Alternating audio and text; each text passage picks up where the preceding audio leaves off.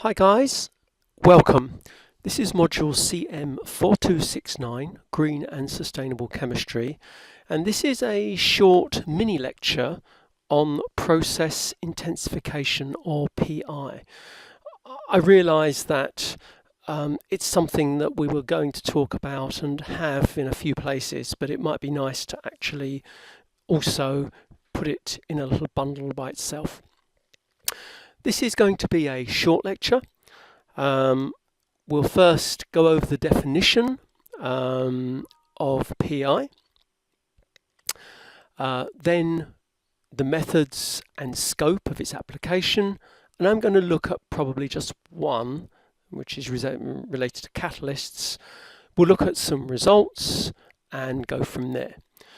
Now, you'll find PI described in Lancaster, chapter 8, but particularly I recommend this paper. This is a very neat, very concise and quite comprehensive summary of PI, and particularly some of the results I use I've taken directly from here. Okay, without further ado, let's continue. Okay, so what do we mean by process intensification? Well, I won't read this particularly, I'll let you read. There are a couple of definitions here. The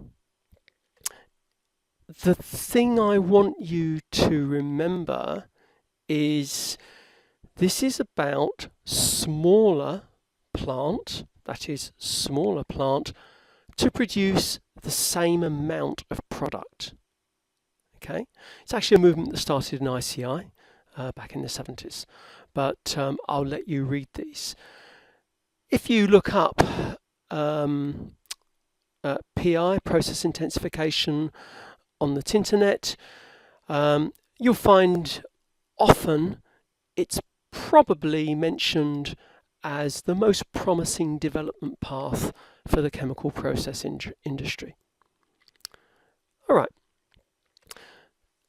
The issue with this, though, and there are a number of them, are quite serious for what we've learned and how the chemical industry works. There are serious changes for things like how we mix, how we put in energy, and the whole idea of unit processes. We'll talk about more in a moment. Let's actually look at a couple of those examples. So typically when we think of mixing, we've got a batch reactor and you've got a stirrer.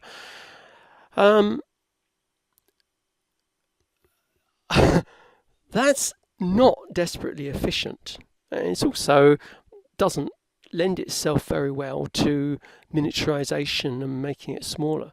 So now instead of paddles, if we're thinking about PI, we'll be thinking of maybe turbulent Y tubes. So you have two reagents coming into a tube and the mixing happens right there where the tubes join, and then the mixture is taken forward. Spinning or rotating disc reactors. Small channels, monolith reactors. So mixing, there are, my father is now long dead, and I don't necessarily like his particular analogy, but he always used to say, there are more ways than killing a cat than strangling it. Don't like that picture at all, but he was right. There are many ways, more ways to mix than simply putting stuff in a reactor and stirring it. Likewise, introducing energy. We think of photochemistry, we think of particularly thermal energy usually. Well, add into that microwave energy, add into that centrifugal fields, gravity fields effectively, and of course EMR, which includes photochemistry but goes beyond that. Include ultrasonic energy, for instance. Okay, so it's okay talking about this. Let's look at one of these types of devices. a rotating or spinning disk reactor. So this replaces, if you like, a traditional batch reactor. So you have your pot, your reagents going in, and you have a stirrer and maybe a heater. Okay, here's the beast. This is a general diagram, so it's general. So the main ingredient or the main component here is this white spinning disc rotates around this axis. Now you obviously decide on the rate of rotation according to the kinetics or what you want to do, and we'll talk about that more in a minute. So we have a shroud plate here. This is simply it's not a requirement. This diagram happens to have it. For our purposes, it doesn't need to be there. You have heated walls, so you have temperature controlled fluid going through the walls and temperature controlled fluid going to the disc. Okay, and of course you have your reaction medium or part of it, liquid in here. Right, so how does it work? Well, the disc is rotating and your reagents are coming in through these tubes, and they're meeting at the same point on this spinning disc. Now, the action of the spinning disc means that those reagents are going to mix very efficiently and very quickly, and then by centripetal force be carried out toward the edge of the disc. Now there are a number of strategies that can be used here, but one of the clever ways is you do the kinetics to work out how long a reaction takes. You then organise your spinning disc in a way which means that by the time the reactants have got to the edge of the disc, they have fully reacted to products. Now there are a number of strategies here that those products can then join the reaction mixture. You can design the viscosity of these such that by the time the reactant products have got to the edge of the disc, you can actually pump them back as products back to wherever you're going to go. So there are a number of different strategies. The most usual one is the reactants react here to products to the edge here, and then those products are taken out of the reactor. And of course, this is an exaggerated diagram. The amount of reaction medium with products can be relatively small, so this isn't a huge ocean. Okay, so let's move on to a slightly more overview, because there are some other significant implications of thinking like this. A bit more around in definitions, but what you're doing is you're improving your mass transfer rates and your heat transfer rates to match that of your reactions. Remember the heat balance and mass balance workshops we did? And you had to go through different parts of the process and balance at each part, each unit process. Well, actually, what you are doing here, and the spinning disc is an example, you organise the rotation velocity to match the reaction rate. You effectively organise the correct residence times to match your reaction rates, both in terms of matter and heat. So not too long or too short, as you might often have got in unit processes. The big screaming implication here, though, is about those unit processes. We're looking at bespoke equipment designed for a specific reaction, not the more general batch reactor or this reactor or that process. Actually miniaturizing, combining the whole thing in one, and sometimes, or quite often actually, bespoke control systems to control that now very individual and complicated piece of kit. Let's show you what I mean. So this is a little pseudo block diagram of a methyl acetate process. And normally you've got your various distillation units to separate and return products back to the reactor, etc., etc. The sort of diagram that you are reasonably used to.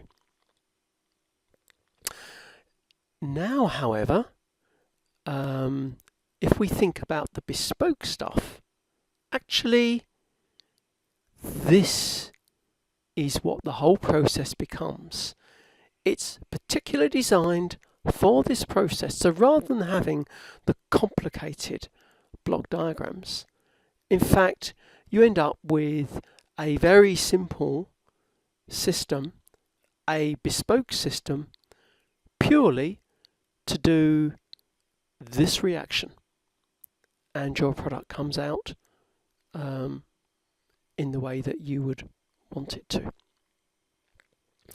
So this is a significant difference, and if you want, if you like, the bigger picture here it is. So process intensification involves rethinking equipment, using different types of equipment to those we would traditionally have used for unit processes. Actually, effectively making exactly what you want for a particular reaction with its particular conditions. And of course, it's going to be smaller. And in terms of methods, this bespoke equipment means you have multifunctional reactors, no longer just a batch reactor, but in fact, the rotating disc is an example. A reactor where you can do a number of things all at the same time in the same place. Separations, rather than just using distillation, maybe using reactive distillation, absorption distillation, membranes, the whole works.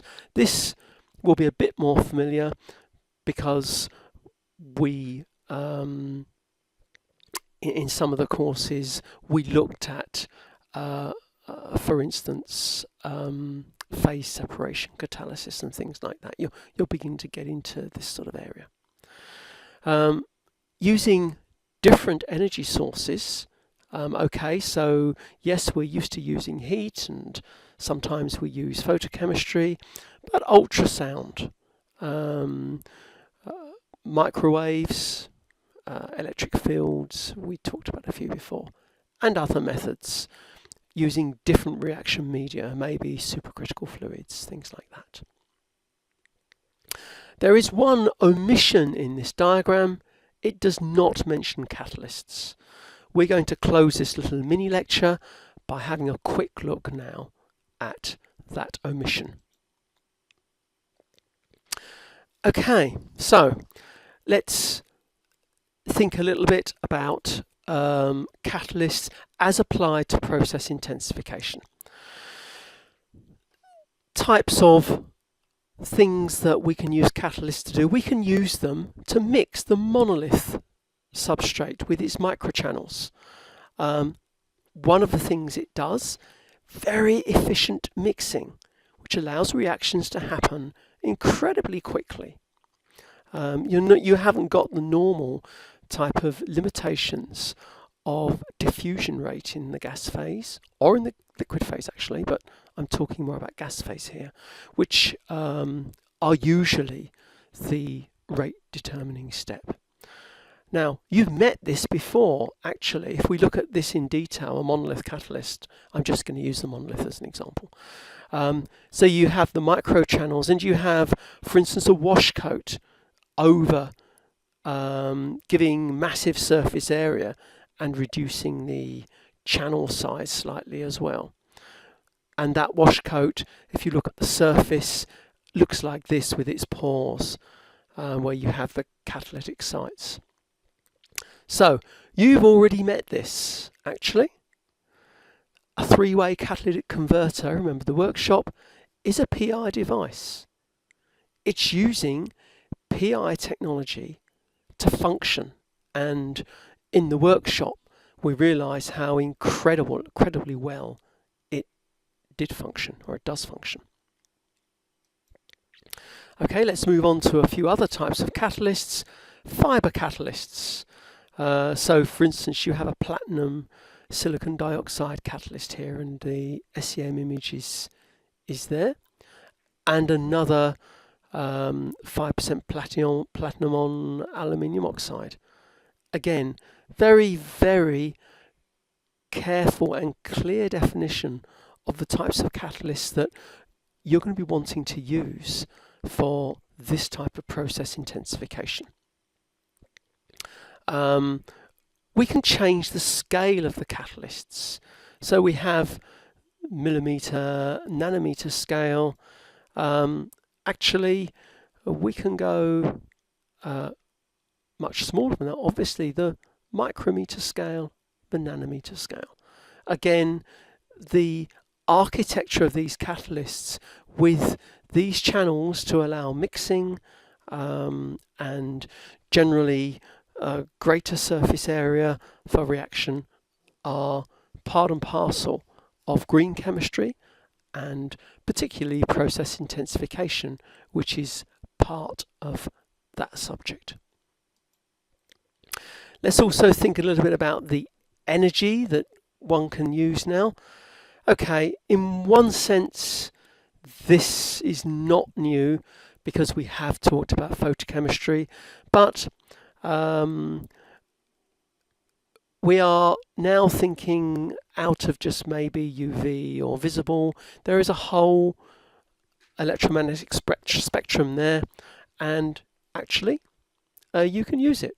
For microwave, you're looking in a frequency range that looks like this, and it not only can be there to actually do your reaction, but it improves the performance of heterogeneous catalysts, certainly in organic reaction.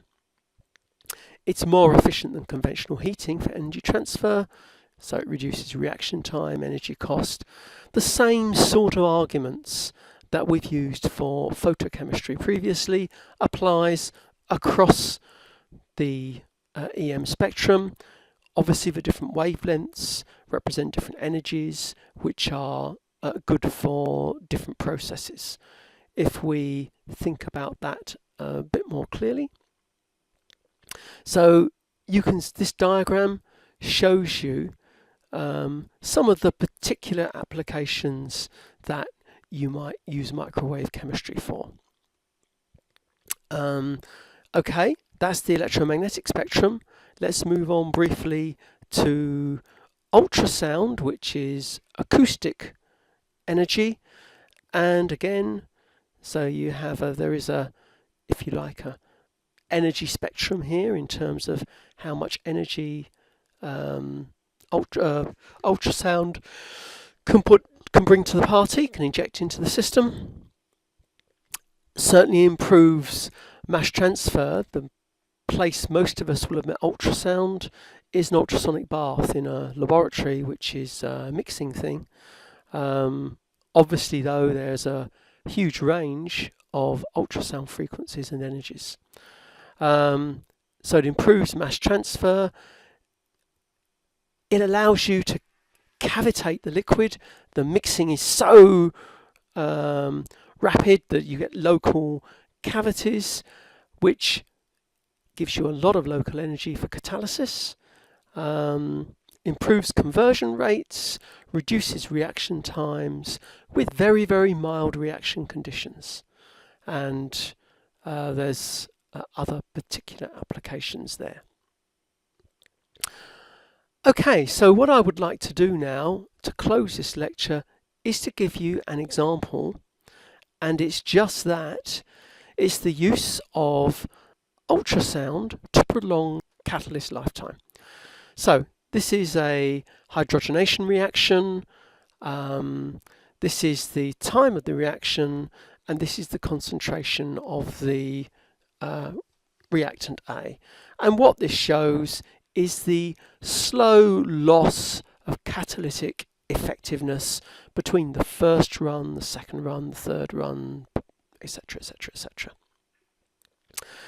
And this is a low temperature, it's not a high temperature reaction, and the reason is usually fouling of the catalyst by organic compounds. If you've got something fouling it, there are more mass transfer considerations and you need more catalysis. So this is a little experiment. Can ultrasound prolong catalyst lifetime? Okay, let's look at an example. And basically it's in the production of D-mannitol, which is a low calorific sweetener. So you can buy it in shops. And effectively it's the hydrogenation of D-fructose. One side gives you D-mannitol. If the reaction occurs on the other side, it gives you D-sorbitol. There's a catalyst sequence here, Raney nickel, then there's a copper on silicon dioxide, and there's a mixed copper zinc oxide on aluminium oxide. So what we're going to do is we're going to look at the effects on the catalyst on Raney nickel of this reaction and look at the effects of ultrasound on that catalyst, and also therefore the reaction rates. Okay, so on the left, this is the Raney nickel, the spent Raney nickel after doing our reaction. And you can see that the surface area is now quite low. If you ultrasound treat this spent catalyst, you get this much higher surface area, smaller particles, and you might reasonably expect that to improve the catalysis, the reaction rate, because you've got more and more active catalyst available. Okay, let's have a look at the results. So we start here on this line and we have basically fresh Raney nickel catalyst, and we'll sonicate it as an alternative, a second run. So both of these are new catalysts, one sonicating, one not, and actually there's very, very little difference between them. If we now don't sonicate and we go through the first, second use of the catalyst, this is the third reuse of the catalyst. You can see that the activity is falling off quite significantly. On the other hand, if you sonicate it between each run, this is the third use of the same catalyst that's been sonicated. So you can see, yes, it is slightly poorer than the first, but significantly different from the situation where you don't sonicate. So this is actually simply an example to show you how useful sonication can be. The reaction conditions here are identical in both ultrasound and non-ultrasound, so-called silent. I think quadet demonstrandum, really. That's all I want to say. As I say, this is a little lecture really to make sure that we have covered it rather than just a few bits in the case studies where it's harder to draw it together as a subject. Okay, that's all I've got to say. Thank you very much indeed. Goodbye.